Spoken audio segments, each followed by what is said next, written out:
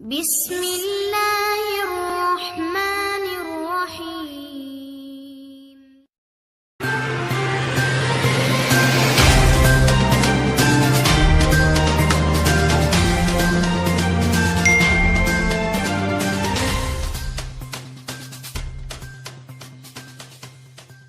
जेलम के शहरियों का दरीना मुतालबा पूरा होने जा रहा है। सिविल अस्पताल जेलम में ट्रामा सेंटर का बाकायदा संग बुनियाद रख दिया गया है।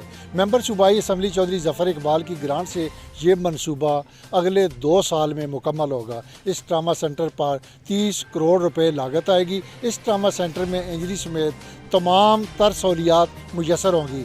जेलम में ट्रामा सेंटर की सहूलत ना होने की वजह से मरीज़ों को रावलपिंडी समेत दीगर अस्पतालों में रेफ़र कर दिया जाता था, जिसकी वजह से बेशतर मरीज़ रावलपिंडी पहुंचने से पहले ही जान की बाजी हार जाते थे। अब इस ट्रामा सेंटर के क़याम के बाद शहरियों की ये मुश्किलात ख़त्म हो जाएंगी। शहरियों ने मेंबर सूबाई असम्बली चौधरी ज़फ़र इकबाल की कोशिश और काविशों को सराहते हुए उनका शुक्रिया अदा किया है।